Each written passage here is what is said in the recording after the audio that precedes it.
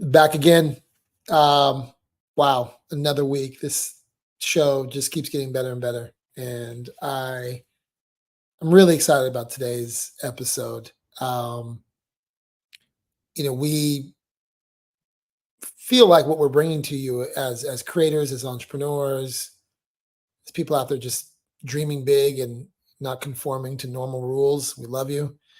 Um, we feel like we're bringing you really quality content. We're listening to you. We're hearing getting your feedback, and we encourage you to continue to send in feedback. Today, it's just myself and the wonderful Parisa Rose, who leads community growth at Creator Mode Studios. And I thought it'd be really um, special to hear from her and for us to have a conversation about all things community, how you build connections, how you build thriving communities, what makes a thriving community. There's no one better that I've worked with than Parisa Rose. She really has an incredible sense of gathering people, both online and offline, I would say. And she's been doing it for a while in the digital space. Um, we actually met on Clubhouse, which was an incredible place to build community, and she's just consistently been active in building her own communities, building communities around for clients, and now for us here at Creator Mode Studios, um, building a community around Creators Union. And so we're really fortunate to have her expertise on our team, and most of all, really fortunate to have her here today to talk to us about community growth. So without further ado, hello, Parisa Rose. How are you? Hello, it's good to be back. It's been a pretty intense 2 weeks for me, 3 weeks, I'd say. And Tell me that more. exhale was needed. Tell me more. What's been occupying your time over the last couple of weeks? Well, last actually exactly a week ago, just finished up with LA Leadership Week with the Los Angeles Tribune. And what the heck was that? Well, think of Fashion Week in LA or New York or any city it might be, where it's so hyper focused on one thing and bringing the best and most diverse voices of all around the world to talk about this one thing. And Mm, that's what we did. Um, it was the most incredible experience ever. It was challenging. It was grueling. It was so good. It was all the things. And it's pretty incredible the amount of reach that we've had and the amount of impact. And I don't say impact just for um, optics sake. yeah. I say impact as in just letting the little light bulb go off in someone's head that actually helps them connect their own pieces of their own life to help their day be better, which then becomes that ripple effect for others. So, a few days ago, we actually hit 1 million views on the streams, which is amazing. It's huge. It's awesome. So, lots of work went into it. And yeah, that's what I've been up to and plugged into pretty heavily. And it's definitely one of my passions. Yeah, it's That's for great. You do such a great job. We were fortunate enough to see you, um, speak to some incredible leaders. Guy Kawasaki, and was one that really stuck out for me. I really enjoyed the way that you allowed Guy to share a little bit about his expertise, and you just do a great job. You do a phenomenal job. Obviously, I'm a fan of your work. So today here at Creators Union, we are, serving the needs of those who are building, next gen companies, or creators who are building, their entities. And what's interesting about this, and you and I talk about this often, there's certainly a shift in the platforms at which people have the opportunity to build within. We are in the middle of Web 2, and I think that there's a shift from just followers to communities. So I wanted to ask you and start with, this idea of a meaningful connection. What does that mean to you? What does a meaningful connection mean to you? sure. Meaningful connection, I think, is a very subjective phrase. I think meaningful lands with any given person as intimate as they're able to go with themselves. So, meaningful is gonna be will match whatever it might be for the person. Meaningful could be just meeting someone where they're at in that day. Hmm. Meaningful could be speaking to something that you had no idea that you were speaking to. I think meaningful is extremely subjective, but that's also the beauty in it, is that it can serve and it can suffice as a lot of different things quite easily. Yeah. There's been a lot of the cool kids have come to like that. There's been a lot of talk, and I even I used it in the title. I know you pushed back on it, and I even called myself out in a LinkedIn article um, about this word authenticity. So let's use the word that you actually chose to use on your Instagram. What does being genuine mean to you? Mm, no pretense. Hmm. Just show up as you are. Hmm. No agenda other than to connect meaningfully. Um, I think that um,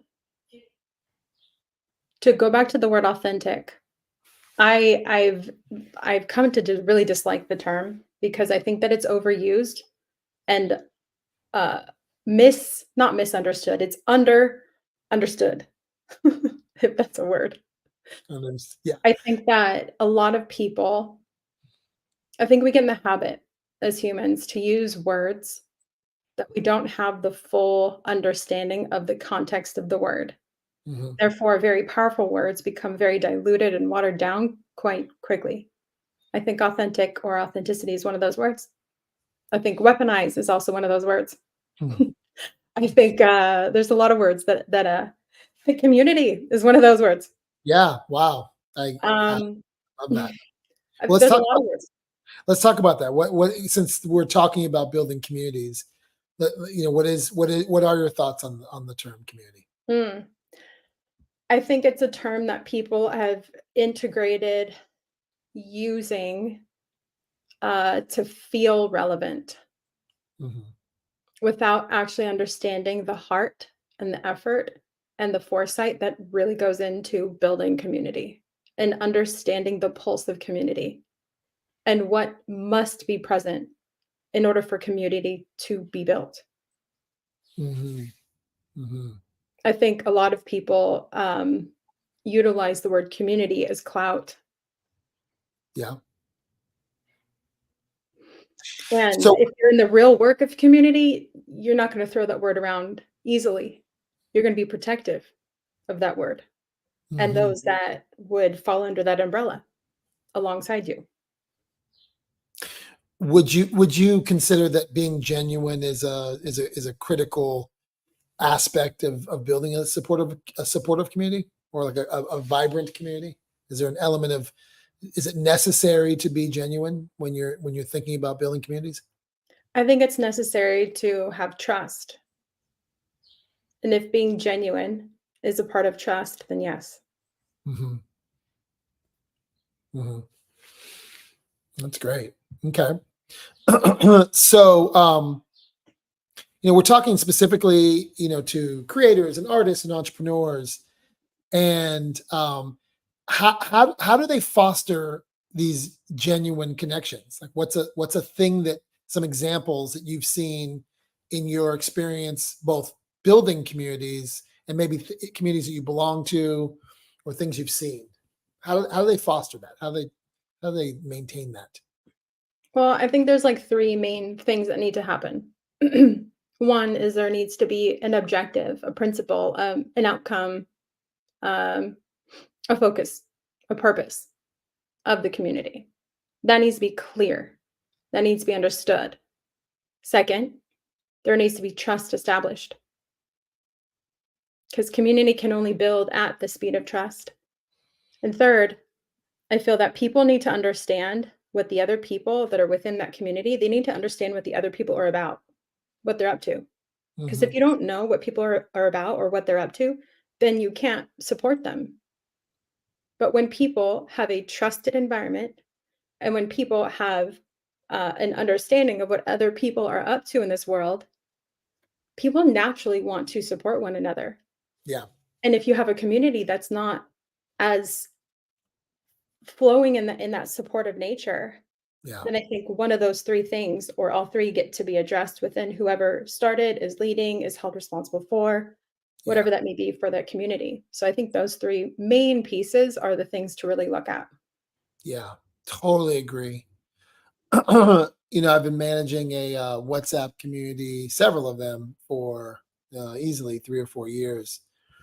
And it really requires what you just said. Like, I have to constantly remind the people in the community, what is the objective? Like, why are we here? Why are we gathering? What's the purpose for gathering? So I'm really glad you shared that, because I think without a true understanding of the purpose of why we're here, it's really difficult for people in this very busy um, world that we live in to stay connected, to stay committed to the vision that you may have. So what a really important dynamic. Can I Um, challenge a bit on that? yeah, True to fashion, true to form. I think that purpose doesn't need to be reminded often if it's clear. I yeah, think that I think the embodiment of those leading an organization, embodiment is something that becomes clear. It's felt, it's understood. yeah. And something only needs to be reminded and articulated and clarified and all of the things when the embodiment is lacking clarity. Because and I say that because the domino effect would then be um, a misalignment of people that would be entering into that kind of space. When there's alignment, the conversation can be had once, something can be shared once, and it's clear. And you Hmm. don't have to explain the foundational principles because everyone is very similar in that sense. Hmm. Agreed. Yeah. Yeah, I think I've been able to embody that. And it's interesting when you find in flow, when you find community flow, you find that the other members actually uphold the values. They actually they understand it, and they you don't even have to create really rules, because the members actually understand, because you do embody that as a leader, as a community leader. So such a great point. Um, you know, um, Folks today that are building communities are really looking for, oftentimes, feedback and ideas. Um, I noticed this with some of the communities that I've created, because not all of them are necessarily active, I would say, meaning that I am spending a lot of time making sure or just embodying the leadership role that I have, but there isn't necessarily a lot of feedback. Sometimes it's just me speaking. Um, from your standpoint and your expertise, what's the best way to encourage members, to share their thoughts and contribute to the creative process? Ah, good question. So, if you're hearing crickets in any kind of space, any kind of gathering of people, and it's really relying on the one to feed into that space, then that is supremely based on a hierarchy structure, and it is felt by those involved. When something is based on a collaborative structure, then it is felt, and those other people, however many people are involved, know that they're not just allowed to chime in, but it's necessary for the health of the organization to Mhm. chime in. If you're not hearing anyone else speaking into it, or seldom are you hearing people speak into it, it's because people understand that there's a hierarchy here, and we follow the hierarchy because this person or these people or this entity is trying to seek and maintain control of this Mhm. structure. And it's more transactional versus relational. Mhm. Hierarchy structure is going to be more transactional based. Collaborative structure is going to be more relational based. Two different types of communities. Yeah. You just have to identify within that objective initially what you're wanting out of it, and then how to structure and frame um, that infrastructure after that. Yeah. If you're just joining, you're just coming in. I just noticed you didn't have anything underneath your name. Um, Parisa is leading growth of communities at Creator Mode Studios, and couldn't have thought of a better person to be sitting here today talking about community and community growth. Um, we met on Clubhouse in a community. She was an active member of many communities. She started communities at Clubhouse. She's built communities at Instagram. She is honestly one of the better community leaders that I've ever met. How has your experience in what I would call the offline or IRL community world played a role in how you think about online communities? And maybe if you could talk a little bit, if you care to share, what your experience has been building offline communities. Hmm. I think that that's the misconception, is that online and offline are different. They're not. They're the same. Humans are still humans no matter where they're located. And I think that with my experiences with experiencing connection with people in person, in the physical world here, um, it really helped me understand that, like, I'm no different if I'm on my phone on whatever platform it is. Like, I'm no different than right here and right now. You see me through a screen. I'm no different as if you were to experience me in person. I'm the same person, but that's how everyone is.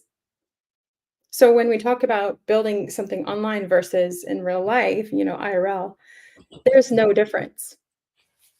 It's the same. And I think that's this distinction that we need to just like obliterate. There's no distinctions here. People are people, humans are humans, especially as we become more digital, especially as we become more automated. We get to realize we're still humans. I am still a real person talking that you are experiencing through this screen, as you are, James, as well, and as everyone else that is watching or listening right now. Um, in with communities in person, I um I spent 20 years at one place. It was my former church, where when I started going there, it was what would be considered a smaller church. It was under 100 people. And when I chose to leave that community a few years ago, um, it was absolutely considered a mega church. And the point I'm bringing in that sense of it being a smaller church to then a mega church is I was there actively able to see the growth and see the connections made and see the community built and see the genuine bonds and relationships that were created there. And I had definitely a very active hand in a lot of different areas, and I got to really stretch myself within leadership, within community building, within teaching, within a lot of different things there. And the one thing I noticed is that it's such like a basic part of leadership, and that is, I mean, of community building, which is leadership. And that is, if you are working on anything and people are reliant upon you to be there, or you to speak into something, or you to speak for, then you're not building anything. You're building a fan club. And you're creating a system, you're creating an organization to be less resilient because they are reliant upon you. And I think that's something that I wish and I hope that more people that have influence would really understand. It's actually an honor that people can emulate your best traits and take that with them and go on about what they're doing. I think it's a really beautiful thing. I think it's a really powerful thing. And I think that allowing ourselves to create these systems, these organizations, these communities where people are empowered to use their voice, that their ideas actually matter, and that they have ideas that are good enough. Because there's so many people that I'm around that I think are brilliant, and they don't feel that they are, because no one's ever asked them their opinion or their idea or their input. But why not? And I think the same thing goes for in person versus online, is that, like, we get to ask, not just assume that we know better. Because really, who's leading the show? Is it our ego? Is it our own personal um, transactional ambitions? Like, what is it? Because community is actually about people. It's about connecting. It's not about the one. It's about the collective. Yeah. And that's why I deeply dislike the word community, is because of how much it's been diluted. And community, if you really are walking in community, you're walking and doing life with people to whatever extent it might be. Yeah. I Yeah. like the question that Zayn asked. He said, there can and should be roles, though, right? Like stewarding, facilitating, and more. These can be held by many, though. Absolutely. Absolutely. And that would be, in my opinion, that would be worked into the infrastructure once that objective and that purpose has been clarified. Absolutely, Zane. Yeah. Because that also helps establish trust. Because when you know someone that's handling a certain thing, you know who to go to, you know um, who to rely on. That's going to help set the pace, set the culture, set the atmosphere or the temperature, as I like to say. Like, whoever's setting the temperature for this thing, you already know what temperature it's going to be, or if you're not clear about it, you know who to ask for what that temperature is going to be. Well, let's get into that. I appreciate your philosophical viewpoints on this. It's beautiful. I want to get a little more tactical. Yeah. I think that question about stewarding, facilitating, all of those roles, it's so interesting. I was having a discussion with a startup in the community space recently, and I thought about you because when I think about the work that you've done on Clubhouse, the work that I even watched you do in the LA Tribune, and the work you even do here, um, you really helped me appreciate the myriad of roles that exist within a community. In fact, in many ways, I like to call it job titles that don't exist yet. And I was explaining to a particular startup that's building a platform for creators and communities and so forth. Sort of the way that you've approached all the other pieces of what goes in to a successful community relationship. So, if you would, if you could share sort of the other pieces of what makes a successful community, and maybe if you even cite the work you did with Masa Amini, and the fact that not only was a community being built with the people on stage talking, but there was also a community being built all around the particular space. And I think that's an underappreciated gift that you've given us, is that appreciation. Okay, that's a very broad question. I will do my best. I can get more. I'll punch with some more potency.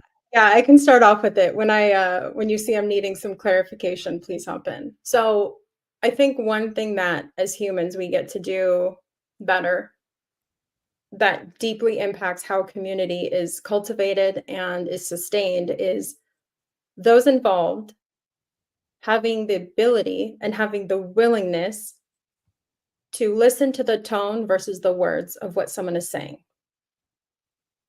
Because you can have someone saying something, but if you're listening to their tone, you can actually hear what they're saying.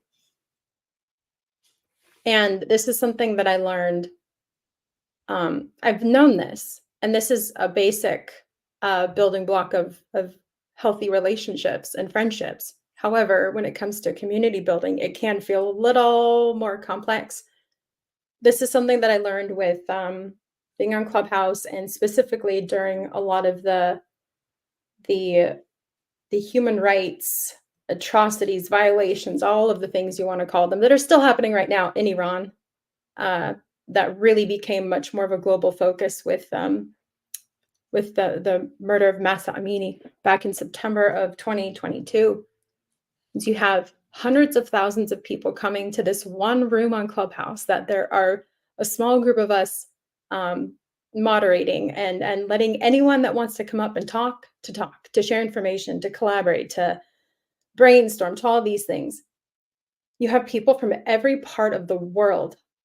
Some people with broken English, some people can't even speak English. Um, some people translating for one another. So it's like language was not the actual thing that was communicating the biggest message. It was the intention of what was trying to be said. You can hear something that's heartfelt. You can hear when someone's anxious. You can hear when someone's angry. You can hear when someone feels panicked. You can hear when someone's curious. You can hear all of these things if you listen to the way someone is speaking. And it does not matter what they're actually saying, because I'll be honest with you. I was in a room with hundreds of thousands of people that spoke fluent Farsi. I am still learning the language. And I was still able to communicate quite well.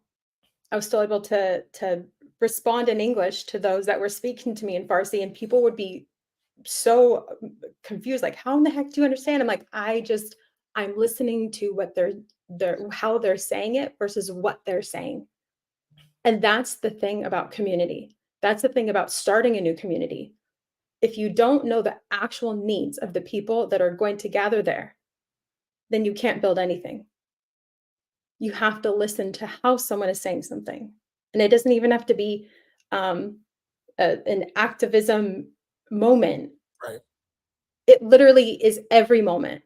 Your own family, your own home, your own friends, yourself. If you can listen to how a message is being spoken, how it's being delivered, the volume of the voice, if it's excited, if it's more subdued, you can hear everything. And that's how I even will moderate conversations. Mhm. I have no idea what someone's going to say, but my questions always come from the place of where they were last, where their tone was last at, where the intonation was felt, Yeah. what temperature they were communicating from within themselves. I don't think you have to have crazy levels of emotional intelligence to understand this. I think it just takes people to slow down enough, to shut themselves up enough to actually listen. I love that. That's beautiful. Let's get a little granular. What would be the roles that one would need to build a community? What types of functions? What would if you were setting up a live stream, you're setting up another clubhouse room, what would be the ideal sort of org chart for that? Um, yeah, you got to get actually more specific than that. So to be just very honest with you to answer that, uh, it really depends on the size of the operation. Mhm. Okay.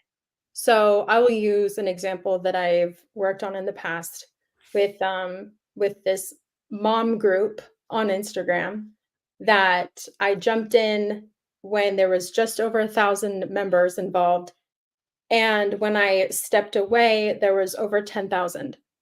And this group was focused on moms connecting. And this was during the pandemic when everyone was cut off and everyone needed to just like some kind of lifeline. I mean, moms were going crazy because they're inside all the time with their kids. And I mean, if you know what that's like, you go nutty and you need you just need other people that understand what life is like in the moment without going outside and having it feel like you're complaining or any of that. So to find the people ultimately that would be coming into this group, the over I think it's at like now 14,000. Um the thing is that like you don't need to go and find your people necessarily. You become so clear on who you are that the people naturally understand and identify you as an organization. So within this organization, we could only have 32 people in each small group. And in order to have these small groups, we had to have like a code of conduct, a code of understanding, set standards that were very clear, very simple, but very clear. And myself and the other admin, we set these standards. And it's very challenging to then look over all of these different individual groups. We call them pods. It's very challenging because there's a lot of people, there's a lot of humans. And if you're one that's an introvert, that can be a lot of energy absorbed a lot of the time. So you look for other people that show initiative. You look for other people that are asking questions that no one else is asking. You look for other people that just have that intuitive sense because they're already anticipating the next moment. You look for the people that are naturally making your role easier. Those are the people that you put in place into your structure because those are also most likely, not 100% of the time, but those are going to be the people that also want to have a role within the structure. You're not going to have to pull teeth and convince people to be involved. You're going to have these people that just kind of understand it. They're on a similar wavelength. And they've shown genuine interest, they've shown genuine care. They've shown and I was talking about this like this foresight. You have these people that are already thinking the next few steps along with you without this conversation even being had yet. That is key. And so then you put those people in place to look over these individual groups. And you have these individual groups and these, like, you can call them managers or overseers of these individual groups. And I forgot at one point we had, I mean, like dozens upon dozens upon dozens upon dozens of these individual groups, these pods. And no one was being paid for what they were doing. This was just out of the desire for quality, cohesive, genuine connection. And the group still exists to this day. I've met many of the women in person, and many of these women are some of like my most genuine friends that I've met online. And yeah, like it's amazing how you can have simple structure that's super crystal clear. You allow yourself to pay attention to those that are having the same kind of traits as you, because if you're the one creating the structure, find the people that just look a little similar in behavioral styles. And honestly, like, ask. You get to ask people their questions, curiosities that they have or that you have about them. People will naturally raise their hands for these certain roles and these certain positions. But honestly, the to have structure in place, the more clear you are on who you are as an organization and your objective in being there, the less very critical roles you actually have to have in place, I have found. Yeah, that's great. Get more granular. Go for it. So what makes a good moderator? A good listener. Hmm. And a good listener, and one that's not going to lead with their own objective.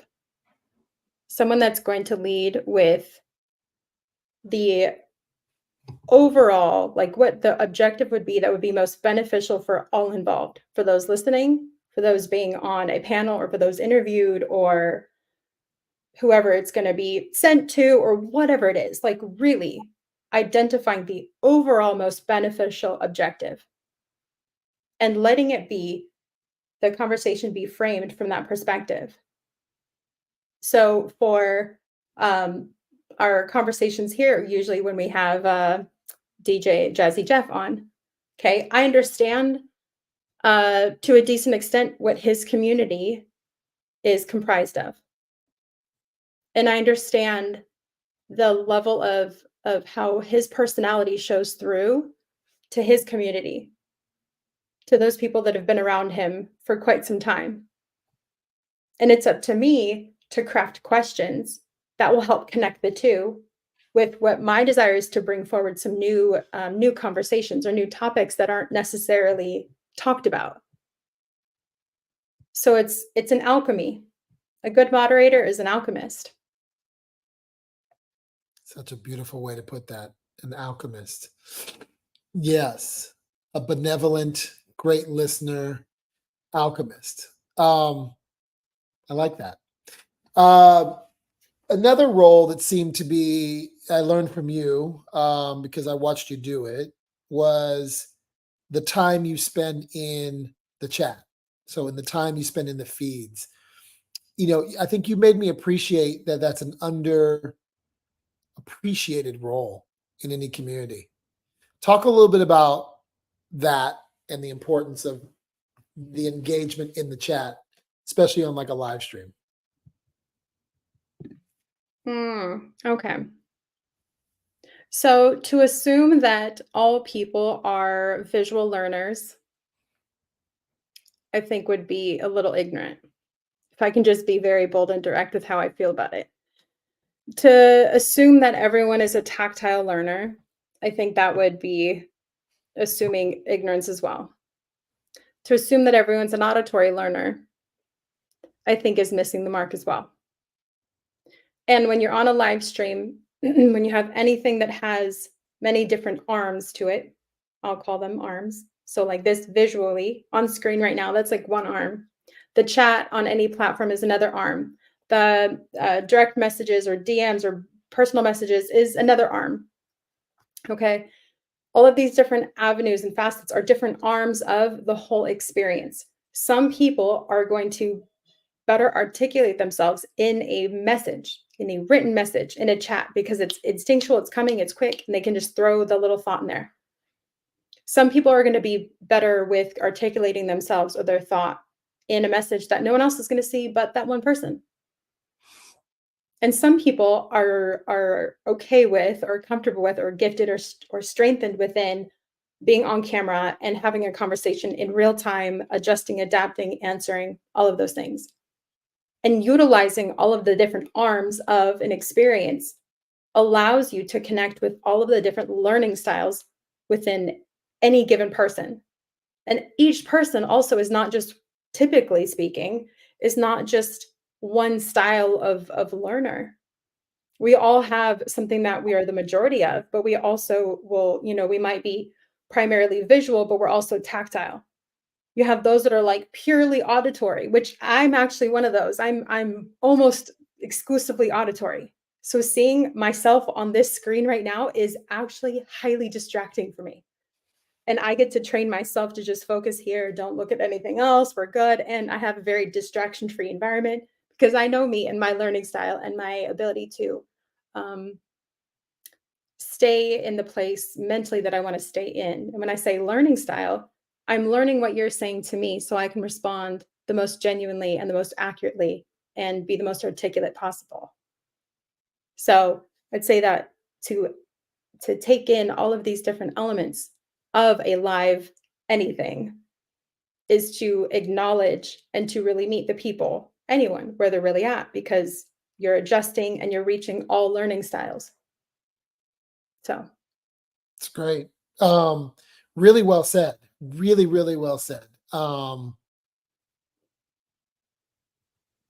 As someone who, also has different ways in which I appreciate taking in information. Like today, I found myself on this futurist Zoom call with a bunch of brand visionaries, and some of them I couldn't hear just because it was hard to hear.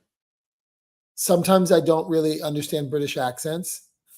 Sorry, my Brits. And it was interesting because I was thinking about this and I was like trying to like get dressed and get out of the shower and listen to this conversation at the same time. And thank God for the chat, because it like literally became a way that I was able to break down what was happening and what was being said, and actually allowed me to slow down high level concepts and to kind of hear other people, sort of like chop it up and extrapolate it, and sort of that conversation in the chat became so important that I don't know if I would have been able to stay as connected and really retain as much if it wasn't for me being in the chat. So I really appreciate you framing this from a learning style perspective. So important. I think the nuances also help connect the dots without words needing to connect them. Like the nuances that a chat can offer without yeah, even trying to create or craft or curate nuances to be there. I think it's just human nature. People are understanding information in their own unique ways. yeah, And people naturally offer up a means of connection as they're communicating these things in the chat.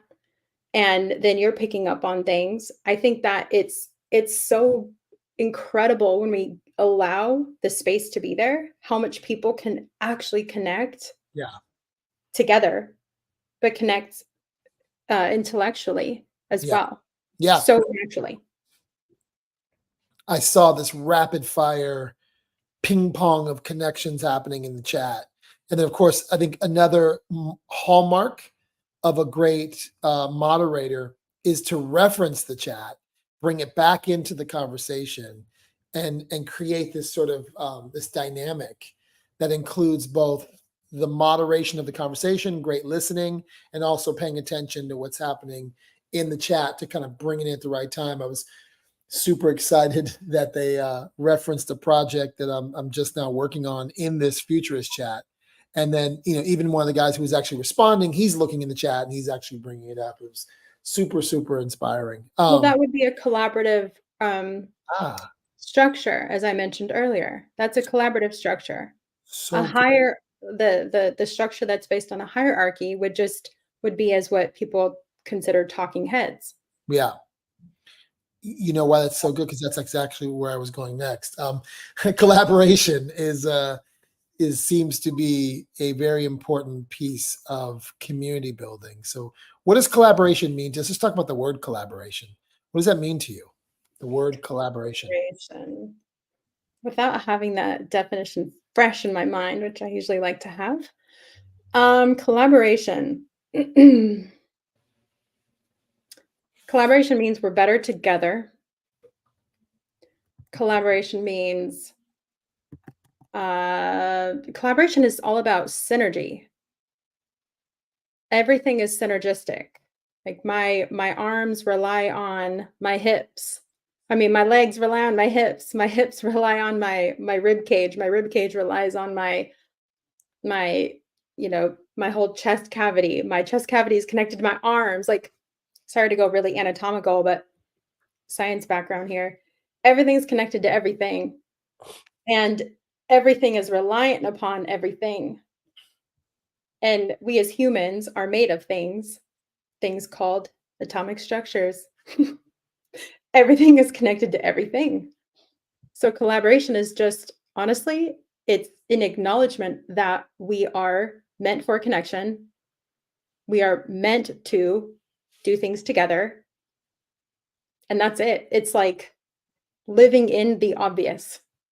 Yet Yeah. it doesn't actually happen very Yeah. often. But it's collaboration literally for me is just acknowledging the obvious and living in the obvious, Well, the way we're created. because I know you're such a words matter person, and that's your tagline. Yeah. But it's I looked up just collaboration, and this is coming from Wikipedia, but Mhm, uh, collaborations from the Latin word com or with, mhm, and mhm. laborar, to labor or to work, is the Okay. process of two or more people, entities, organizations working together to complete a task or achieve a goal. So, Which would be the act of synergy yeah, absolutely. by definition. That one I actually do know definition-wise. So, yeah, it's yeah. So why is it important for community leaders to be collaborative? What is it about collaboration that becomes an important ingredient of good community building? Well, number 1, if without collaboration, and you have one person leading the way, okay, you can have that, but don't you dare call it community. I think that's very pretentious of any human to call it community if it's only one person leading. You can just call it something else. I think that trying to think, what was your question again? I'm like, Sorry, my question was around collaboration and why it's an important ingredient to good community building. okay, yeah, okay, I got you. So why is it important? Okay, so number one, one of the basic human needs is to have a sense of belonging. And when people experience that sense of belonging, where they actually know that, hey, these are my people, even if it's just for this one little element of life, these are my people. Like they get me. I belong here. I'm welcome here. It changes how a person orients themselves in this world. It communicates safety. It communicates trust. It allows that person to just exhale and be like, no, I'm good. I'm supposed to be here.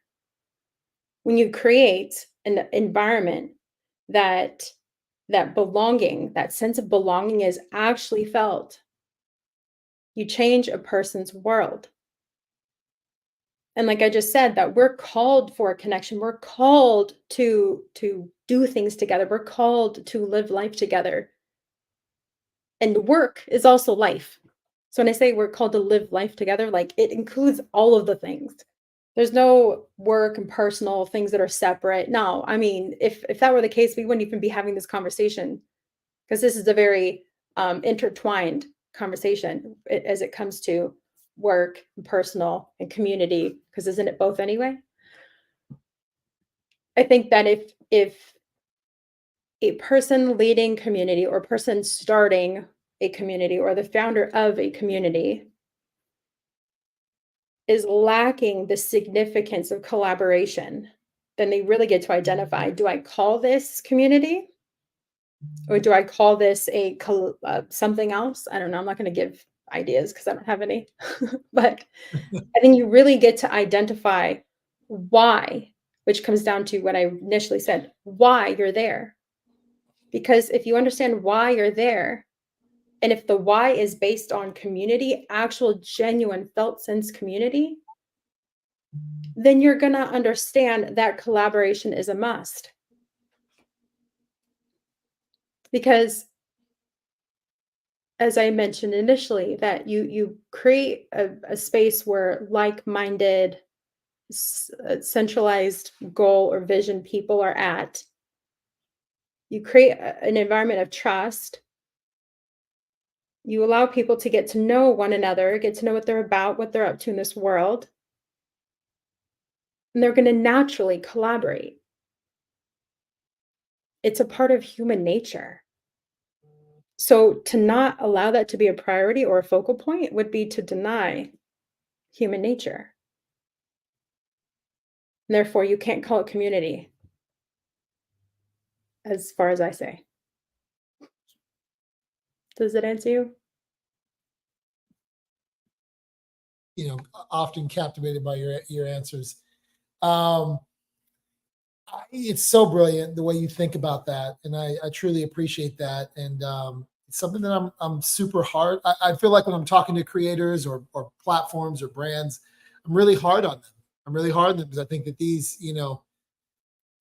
kinds of thoughts and ways of being, which is really what we're talking about. It's a way of being. It's a way of showing up, both in your personal life and professional life, is really critical. Um, you know, One of the things that ends up happening though is that people get stuck on this idea of creating content. And I think we're moving from Web 2, which is very content focused and people developing content, and how that relates to building communities. What are your thoughts around this need to be both a content creator and the pressure around that, and both maintain a community? How do those two things, the need for great content and community building, how they gel together? It's down to how are you choosing to serve your people? If you're service focused, then you will understand through paying attention, asking questions, remaining curious, really taking the moment and the time to get to know your people. I'm not going to say your followers or your fans. I'm just going to say your people. Because I'm also eliminating community now. You really take the time to learn their tone and temperature of where they're at, and you learn what would serve them. And this I'm talking about as in a business, a new company, startup, to a community that's just totally not revenue focused. You learn what they're needing. It's actually quite simple when it comes to content. If you are able to listen and know what they're wanting, what they're needing. Wanting is one thing, needing is another thing. If you can hit the need, you're golden. Hitting the wants, that's like the cherry on top. You're on mute. Well, that's why you didn't respond to my question. Who does that well? Who does that well? When you're looking out in terms of who does a really beautiful job of marrying content and community? Mm, very few people. Put me on the spot. Um, I'd say two of, and I wouldn't say just because they've been very like, I'd say like long time mentors of mine, but I would say um this incredible human, Preston Smiles, his wife, Alexi Panos.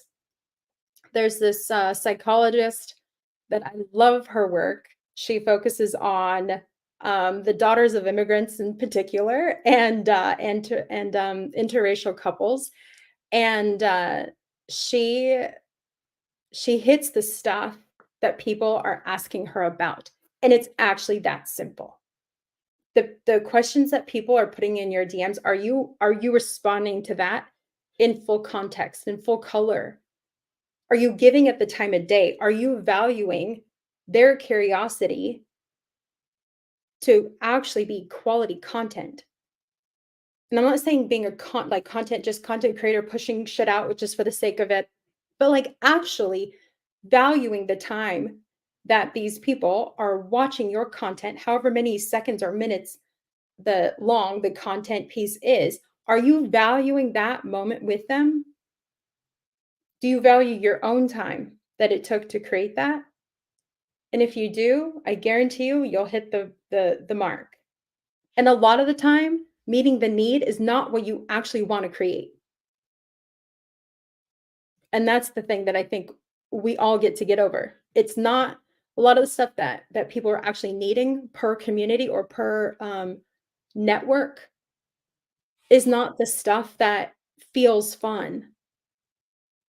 It's not Yeah, the stuff that's like, I don't say that viral worthy, because actually a lot of stuff would be viral worthy if we actually put out what people are needing. I speak from experience of that. yeah, And it's a lot of the stuff that is has less optics to it that people are actually needing. yeah. But we want to put the stuff out that grabs the attention, that has the names on it, that has the celebrities on it, that has like the wow, the shock factor. Like, pardon my language, but like screw all that. What are you actually doing? Are you just putting more noise out in the air? Are you putting more noise out there on the internet? Are you contributing to the chaos and the clutter? Are you actually providing value to the people that are spending any amount of time watching you?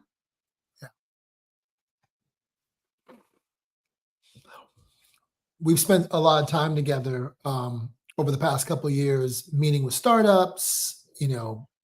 Both being part of communities together. Love that you referenced Preston and Lexi. And love what they do in their community. You obviously do a lot of great work with the LA Tribune, and then you and I have the good fortune to kind of be playing in this Web3 space, and playing in platforms there, and looking at technologies there. Use your prognosticator, your kind of futurist hat. What do you see as the future of communities? Where do you think this is going? What's if you had to predict where we're going to be in a couple of years? What is it? Where do you think we're headed? I guess in terms of community building. Mm, okay. I'll speak to where I feel communities would be most successful. Where the successful communities will look like this. They're going to look a few different ways. They're going to get very specific. They're going to get very tactical. I can completely see certain communities being so focused and specialized in the bare bones basics of whatever field, whatever thought it is. It's so not glamorous. It's so not amazing and awesome and like wow factor and all these things. Like, no, it's actually the most simple things where you're solving the simple questions for people. You're solving the simple complexities, although it may seem oxymoronic, but you're solving the simple things that actually are the biggest hangups for people. I see those communities based on that being very successful because I think that that need is here now, but they don't exist. They don't exist because people don't think that it's worthy of creating around. I think that they're going to be the successful communities will also lie within very value rich, very specific content, very specific information, where it's not a certain level of expertise or a certain level of education, but it's going to be about like immersion within a field and the curiosity and like the zeal and the excitement for whatever that field is. So it's going to be very like energetically focused in that kind of sense, but not bare bones basics solving like the simple things that actually cause the biggest hangups. But it'll be very like very topical focused. So I think that there's going to be a lot of think of it as like a big house with a lot of rooms, and each room has a theme to the room. And you go to the restroom because you know what you're going to do there. You're going to take a shower, whatever. You go to the kitchen because you're hungry, you need to make food. You're going to go eat there. You're going to go to the office to get some work done. You're going there. That's how I see the best and most successful communities moving forward actually operating as. Is very so focused on a clear pain point that it just becomes understood. I'm walking in my house, I'm going into this room to solve this need or to get this clarification or to collaborate on this idea.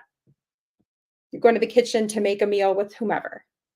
You're going to the office to get some work done quietly, but you know you're around other people that are getting their work done quietly too. So just very focused, very specific. That's how I see successful communities actually becoming sustainable moving forward. It's great. What questions do you have for me?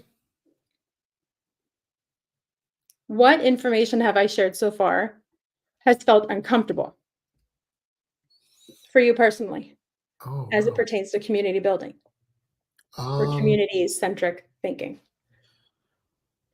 Ooh, wow. What information you should? Nothing's really felt uncomfortable. I think that if there was any discomfort, it was me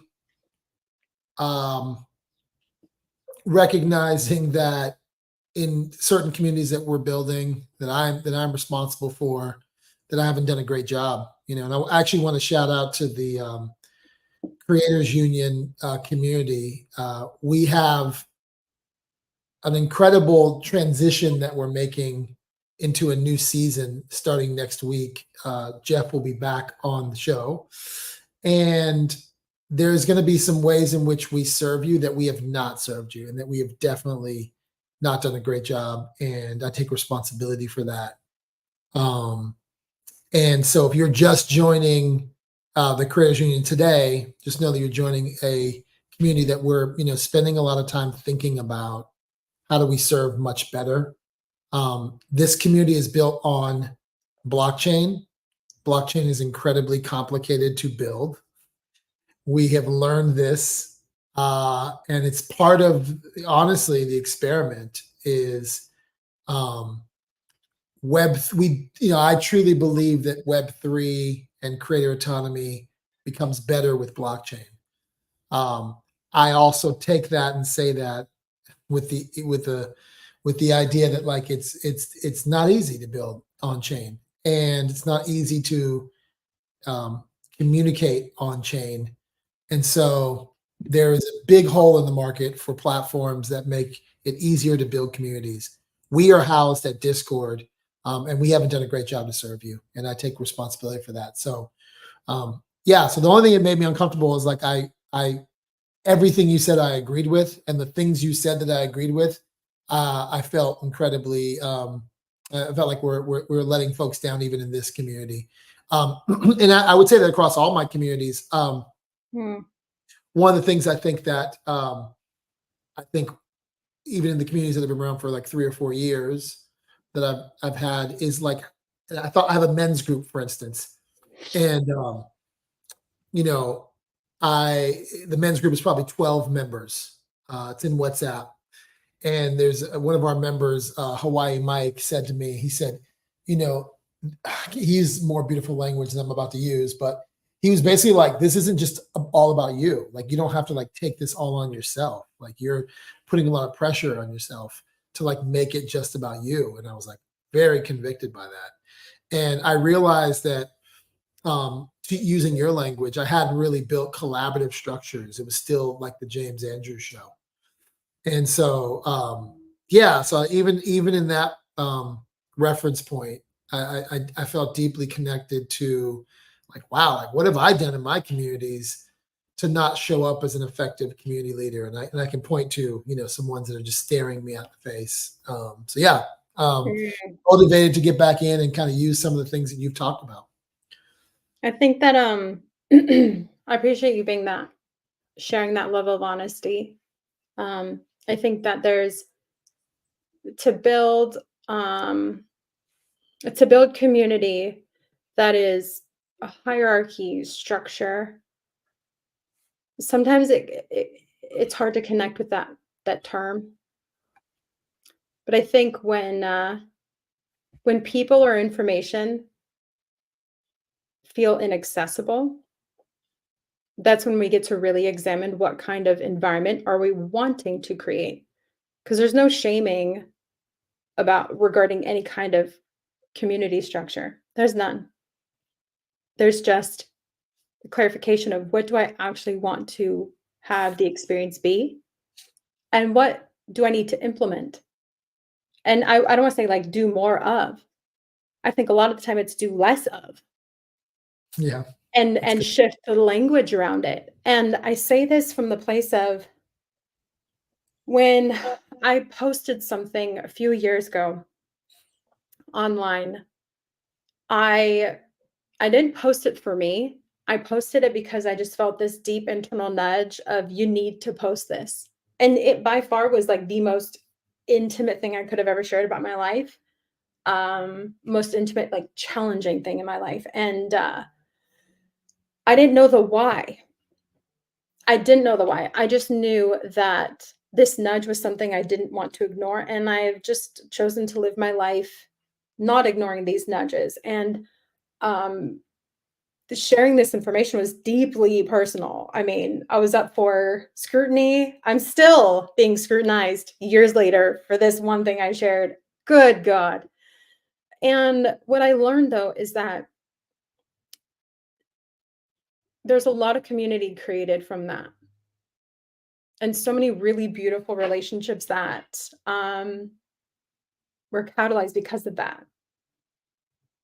And it's really the point I'm making is that when you allow yourself to show up following the nudge, when you allow yourself to show up without it making sense a lot of the time, or even maybe any of the time, and you just show up because you know you're called to show up, and who you are is somehow going to be enough for that environment. A lot of magic can happen from that moment. And I'll say that the way the piece that I wrote um, was very deeply personal, but the words that I wrote ended up being the internal monologue of a lot of other people. And I still receive personal messages to this day regarding that post, which is super impactful. And it's the most incredible reminder that actually I don't have to create anything that I'm not. I don't have to be anything that I'm not. I get to simply show up as I am now. Yeah, And yes, I get to improve and grow and become more. Yes. But who I am right now is actually enough. yeah, And what what could I allow myself to put out there for others to connect with? And really, it's a lot of the pieces of our lives for, I'd say, like specifically for like a group like you're referencing your men's group. It's a lot of the pieces that you don't want anyone else to know that you're struggling with, that feels stupid, or you feel like you should already have an understanding or some kind of control over, or some kind of plan how you're going to handle this thing. I already have my plan. I already have my solution. Fuck the solution. It's Yeah. about just being real about where you're at. Yeah. Like Yeah. that's the thing that stemmed everything else. And that one piece has expanded my ability to understand and connect with humans all across the world. It's hard moderating with you because you have such beautiful dramatic pauses. So excuse me for stepping in. Um, You know, I let my words take their time coming out. yeah, about that. So, you know, and I see my friend in Rain Hudson saying, "Speaking your truth is hard for so many." You know, it's interesting in the men's group. What I will say, because I'm actually beating myself up, it's actually a great group. It actually thrives on the fact that I am brutally and raw and honest in everything you're talking about. That's actually who I am in that group. It's the one place that I actually have zero solutions and zero answers and just come in with like, yo, how do I like, what is this? You know, and it's Mhm. such a good group. And I love this idea of when you're building a community, um, you know, sometimes you try to do too much. And I manage a community of people that attend TED, and it's a specific community because the people who attend TED are like super diverse, come from academia, come from science, come from government, creative fields, and you know, you think you have this event and the event's over. And I often like to say that good event organizers are thinking about the and then what. And so part of what I think that I've done really well and you know done for clients is like create this you know asynchronous and synchronous continuity. So both during the event, there's a WhatsApp group that's happening and people are chiming in and talking about the TED Talk and what they thought. And then after the event, there is both celebration of somebody's TED Talk who may be in the group, or you know, people getting together. Hey, I'm going to Berlin. Oh, I'm going to Berlin. Let's meet up. And then those photos that end up coming up. It's really simple, but like just yesterday, two people that didn't know each other got together in Paris, and like those things start to create these behaviors. And it's funny. I've been running this TED WhatsApp group for 3 years now, and it just is hitting like this inflection point on very simple things. People just going, hey, I went to Paris. I ran into Jim, and Jim and I took a photo. And it's really beautiful to watch what's happening as people begin to meet each other and connect with each other and share with other people. Hey, look, we saw each other. We're going to wrap up fairly soon, but are there any other questions you had for me before we let go? Yeah, well, I want to reflect on something you just mentioned, and that is you said you've had this group for a few years, and I think that people are able to pick up on behaviors to share with one another when people become familiar enough, Yeah, really, which is ultimately something I shared initially, is that like when people know what others are up to in this world or what they're about in this world, it becomes a lot easier to connect because people are familiar, but a behavior is also familiar. And and like honestly, it's wild to say this out loud, but like we humans need to be reminded that it's okay to connect with one another. Like it's actually okay to connect with one another. It's wild to say that. But we live so much of our life either isolated or interacting on a very shallow level. And I think we need reminders that we get to connect with one another and we get to explore what people are about without it being anything just connecting with that human being. You know, I think that James, when you'd mentioned about how we have these ideas of these communities and like what they need to be, therefore we take on more than we can handle or what we can really manage. It's because we're creating based on this idea of what it needs to be Mm, versus what is needed of it, mhm. which Yeah. is outwardly focused, not internally listening to the voices that are communicating. And at that point, it comes then there in my mind, I go to like a more of like a people pleasing mentality. Like when you're trying to please a person, you're ultimately trying to control the perception they have of you, which is same thing with community building. If you want to build a community based on what it looks like, or a community that looks a certain way, you're ultimately, I mean, yeah, and there's nothing wrong with that as long as it's actually meeting the needs of those involved or those that are to come.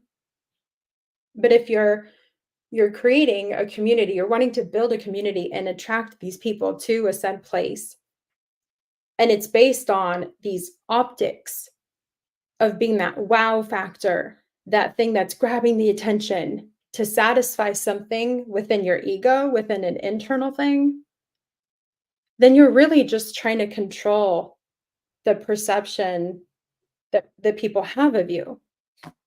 And then at that point, what are the people that are there within the community? What are they there for? You are using, not you in particular, humans, as we do this. We're allowing ourselves to use people versus serve them. And community is about togetherness. Yeah. That's great. So I think that it's That wasn't a question for me, right? I'm getting to the question. I Okay. was reflecting on what you were saying. No, 'cause I have a lot to say about what you just said as well. But I will wait for your question actually. So go ahead. Go ahead and and respond or reflect, and then No, I'll.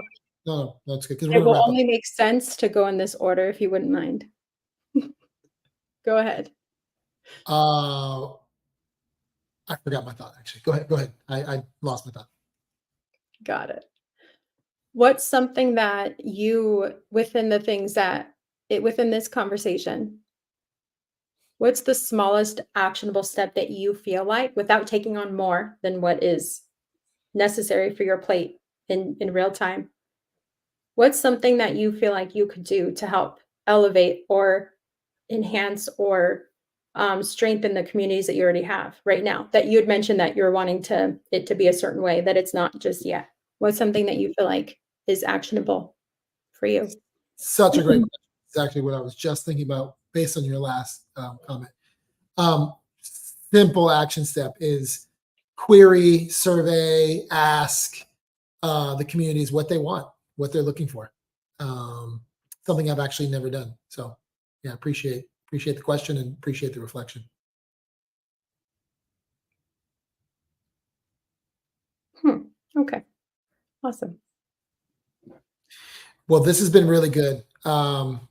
What are some final thoughts you have? And you can include thoughts, reflections on things that you've shared, which you have shared so much. And I'm watching the comments. By the way, I'm getting in comments. Lots of people on lots of different platforms. But what are there's so many things, so many I things. have I have a question for you though. Oh, you do? There's more questions for me. Okay, great. Yeah, don't jump the gun, kid. Relax. Okay. Um, the energy I'm picking up from you, the temperature, that's the word, temperature I'm picking up from you.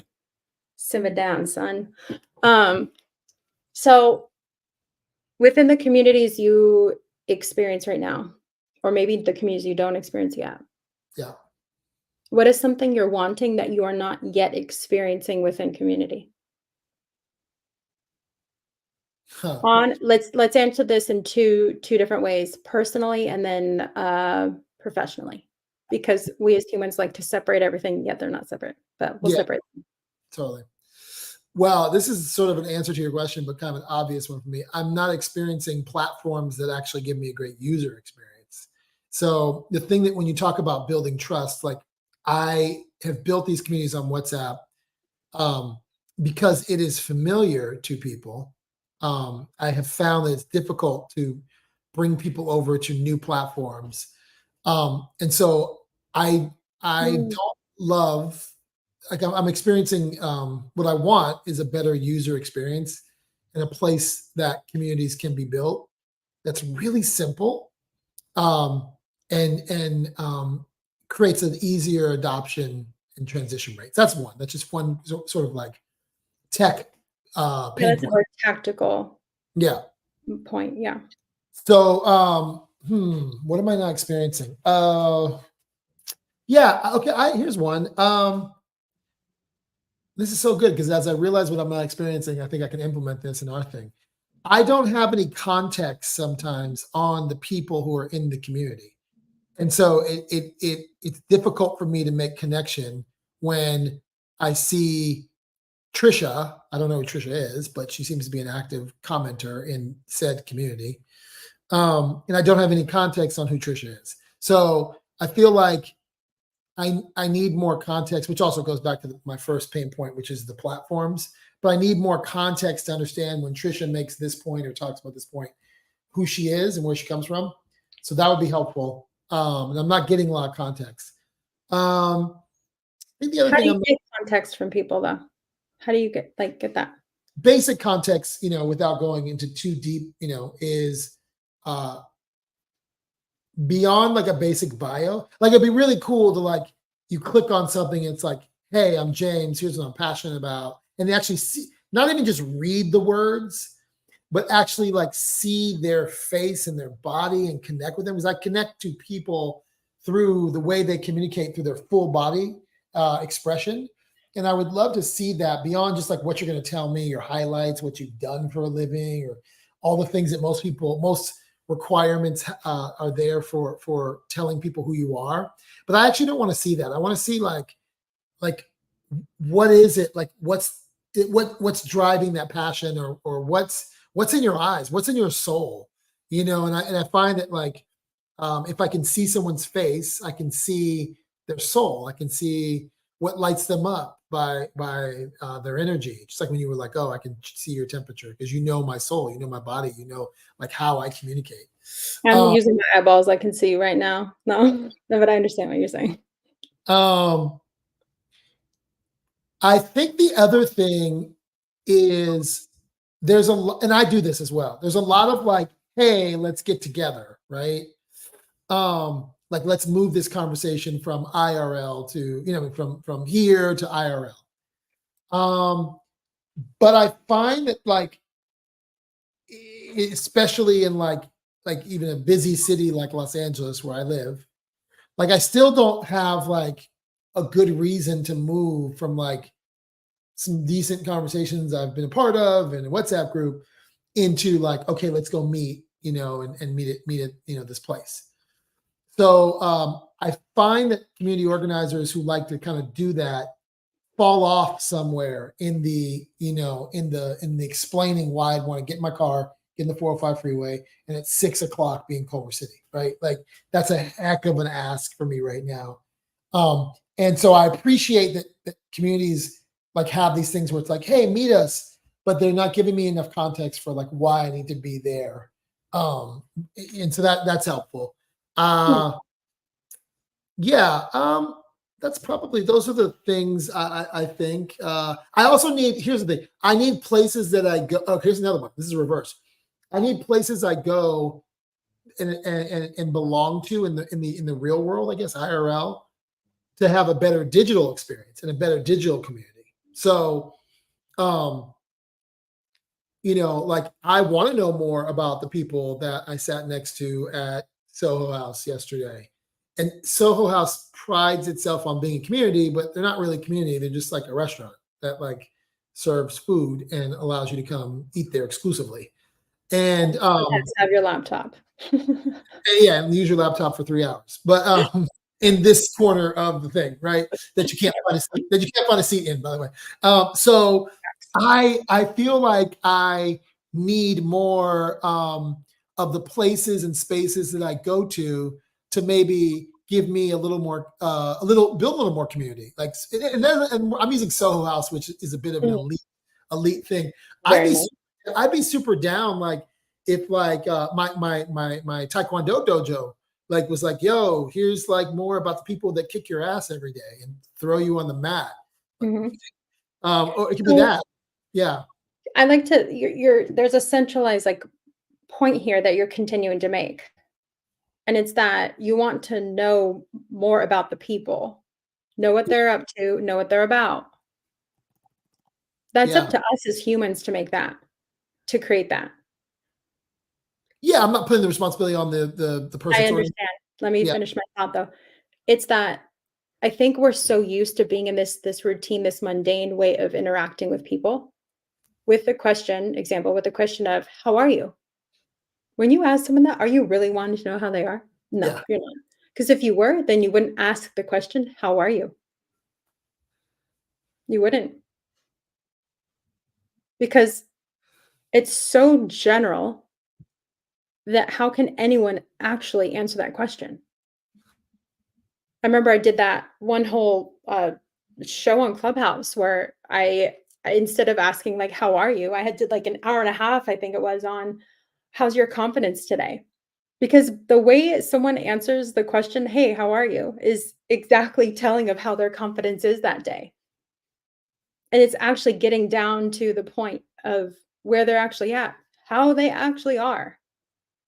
And to really understand, as you were mentioning, like, you wanna know more about the people that are sitting next, the next table over, or you're wanting to know the people at your taekwondo place, what they're up to. Well, we get to ask better questions to really start understanding who the heck people are near us.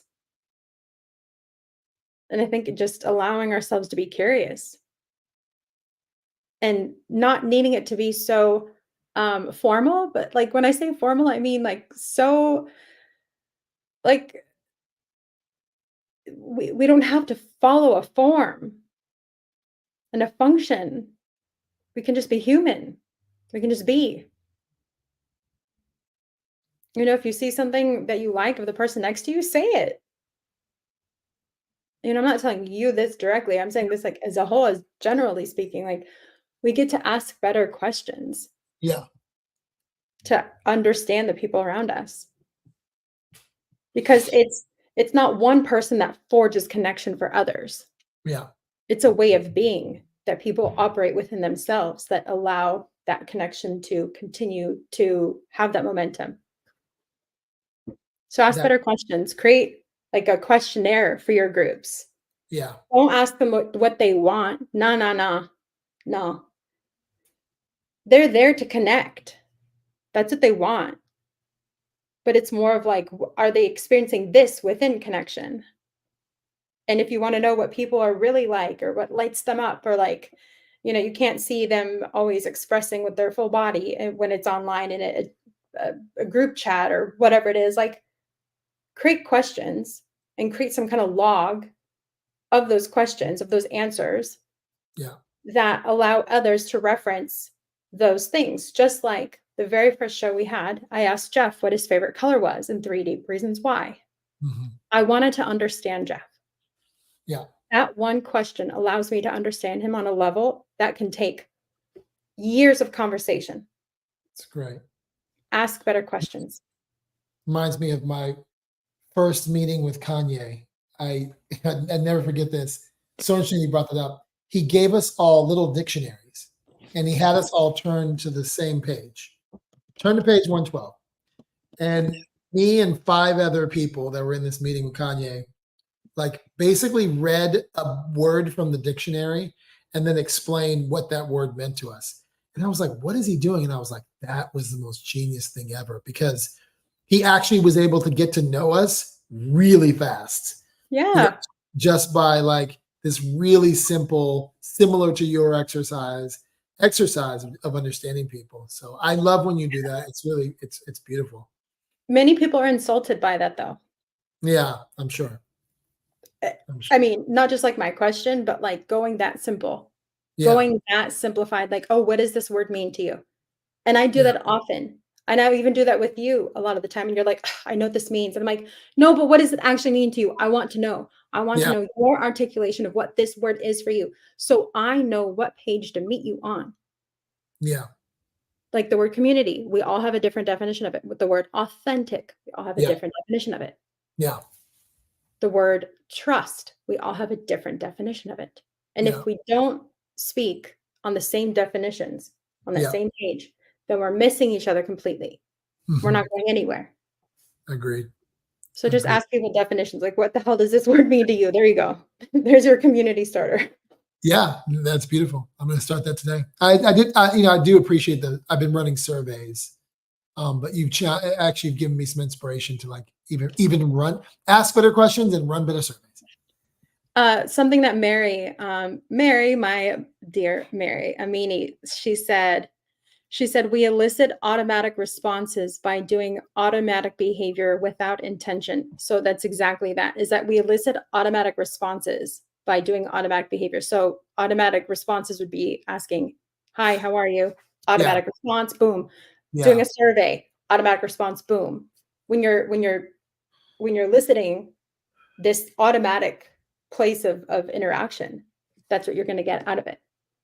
Therefore, you're not going to deepen any kind of understanding. You're not going to reach and broaden these connections. You're not going to understand these people any better. So, yeah. Awesome. Well, you have some final wrap up stuff. final wrap up stuff.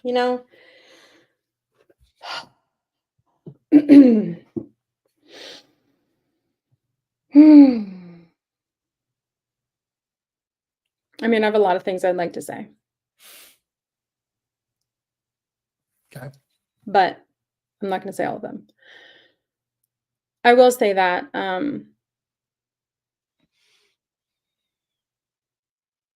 I think we spend a lot of time in this life saying a lot of what we don't actually feel. And I think a lot of the time that we're spending on saying whatever it is we're saying, that's what we're seeding out into the world for people to connect with. And I think that if you don't like what's coming to you or what you're attracting or what you're drawing in, then it might be a good idea, or I would lightly encourage or heavily encourage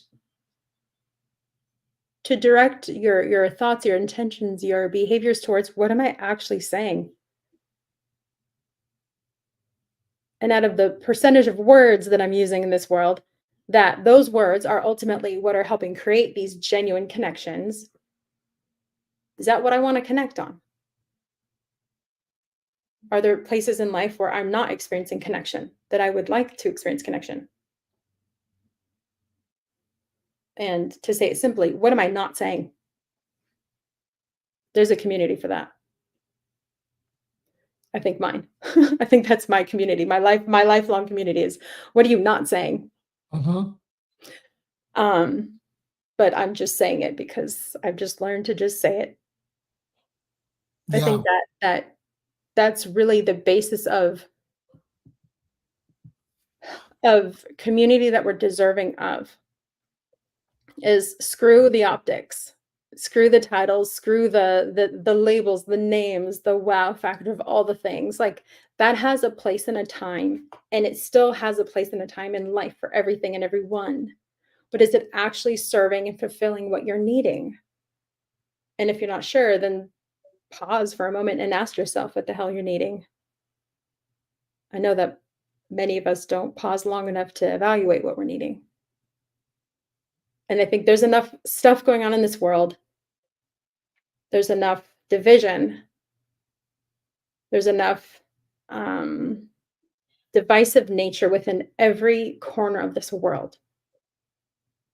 that if we could just pause long enough to drop in to what we're actually feeling and speak from that place where you're dropped in versus speaking from the place of pointing a finger, I do believe that we'll have much more genuine connections. We'll have a much better understanding of one another. I'm not saying agreement of one another. I'm just saying understanding of one another. And I think in general, everything will flourish and thrive in those circumstances and under those terms. That's just a hypothesis. That's a good one. It's a great hypothesis. I think about what you say, and I think about the community that we're building here is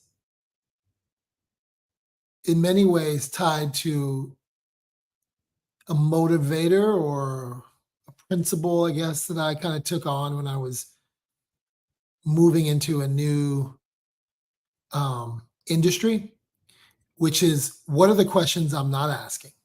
Like what are the questions that like either I felt like some sort of insecurity around asking, and Mhm. what are the questions I'm not asking? And that kind of inquiry, um, dare I say contemplation, is what led me to um, you know, a career in venture capital and understanding venture capital, and quite frankly, missing out on opportunities, but like beyond even just the opportunities, like not showing up in my fullness, because I had some insecurities about the questions I wasn't asking. And so when I think about, What would those insecurities be, though? That will help people connect. yeah, like I'm not qualified, or I'm not intelligent enough, or I didn't go to enough school, I don't have enough letters by my name or Mhm. degrees or all the things, particularly when I shifted into finance. Um, I had all kinds of insecurities around those things, right? Worthiness. I would even go that far. And that came to me at a point when I had a lot of success, a lot of in my career. I'd already like achieved some things, but like I was super humbled that um, I had a lot to learn, and a lot to learn, and I also was humbled that like maybe I wasn't as confident as I thought I was. Maybe that confidence came from a different place. And I allowed myself to ask better questions. And I put myself in environments to ask better questions, and let it be okay that I don't have the answers. I created experiences in Atlanta where I could fill the room with other friends who also were afraid to ask questions about investing and venture capital, and um, certainly for those folks too, like myself, there was this perception that you're supposed to have it all figured out and have it all together. And when you put yourself in a room full of other people who we all don't have it all figured out, turns out, and we all don't have it together. It was just a great community to build, and so part of the reason that we're doing Creators Union is I want to demystify um, this technology thing. And I have found that similar to my trek in finance, um, people generally just don't ask the questions and they act like they're supposed to know. Like you're supposed to know about AI today. You know what? AI is complicated. And like you're not, it's okay. It's moving so fast that like, it's okay if you don't have a grasp on it. It's okay if it's like scary and confusing, because it is. And I'm speaking as someone who's in it. But if you put yourself in an environment to ask better questions, if you put yourself in an environment to just, and when I say better questions are the ones that you probably think are dumb questions. The So the better obvious questions would be the ones that like you think are the questions that you don't think you can ask. And Mhm. so I think the idea around Creators Union is, how do we like demystify and create environments to make it much easier to ask those questions about something that we're really passionate about, right? And so, and then of course we have a digital AI twin that you can ask questions in your own privacy when we do launch this thing. I'm really excited about that. Where this digital twin has basically studied all of Jazzy Jeff's DJ and producer tips. So if you can't get into the room during one of our broadcasts, or for those who are members, we're going to be doing smaller things where Jeff is there, where I'm there, where other people are there. Especially if you're a producer or a DJ, if you don't have the ability to ask the question, we've created a digital twin, which at least is a start. I mean, I have my thoughts about the responses you'll get from AI. It's not going to always be 100%, but it should lead you on a journey to, guess what, ask more and better questions. And so that kind of inquiry of asking better questions has been, I would say in the last decade for me, been the shift that I made in my career around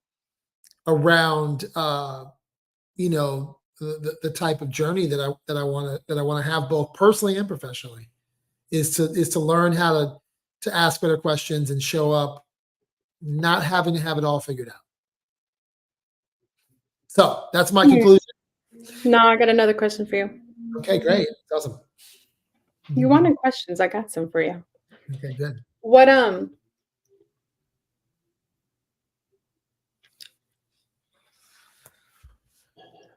is a question that you are apprehensive to say, to share, to ask?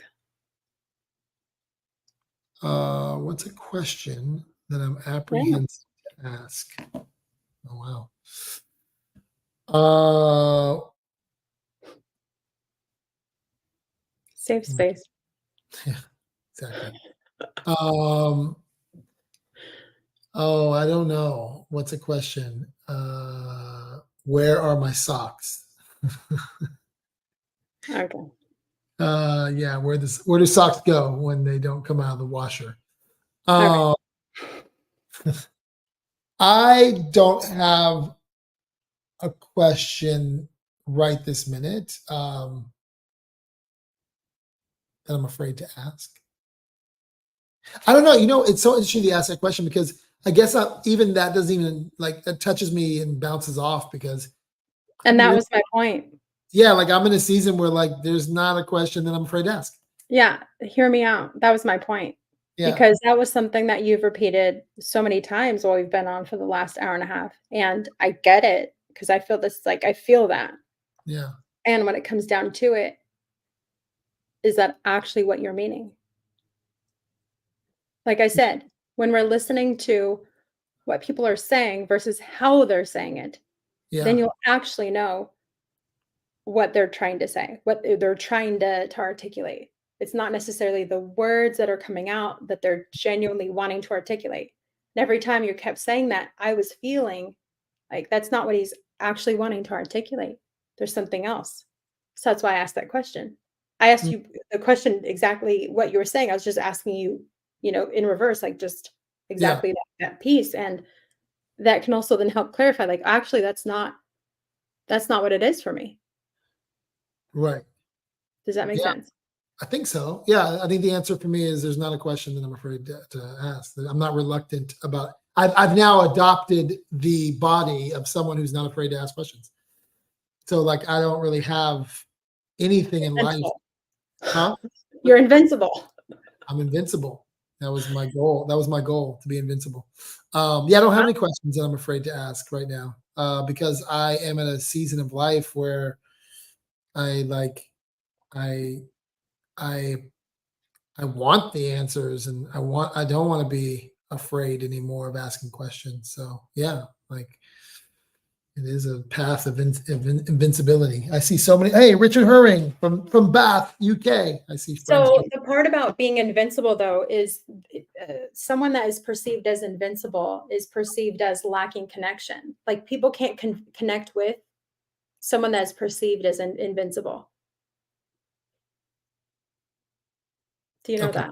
I do. Yeah. Thank you for. Okay. I was. I'm not trying to, like, push you down. I'm trying to, like, because the whole conversation is about community. Yeah. Trying to remain relevant here to the conversation at best. And if it's not a question that you're not afraid of asking, you don't have to share anything here. But I think it's worth the curiosity on your own to ask yourself, like, what is it that I'm apprehensive to say out loud? If it's not asking a question, being apprehensive about saying a question or asking a question might just be what might I be apprehensive to admit or to acknowledge? Yeah, that's good. That's probably the phrasing of that is there are Because things. the answer to that is the key piece that will then allow people to connect with you as the person versus the persona or the perceived image that people have of you, which is Got what it. creates genuine community. Love it. So good. All right. Well, this has been great. Thank you so much. I learned a ton. I know you, and I learned a ton about you even in this, and the way that you think about community is incredible. We're super, super grateful to have you and to spend this much time with you, and appreciate that you made the time for us. And we'll chop this up and get it on the internets. And thank you everybody for tuning in. Appreciate it.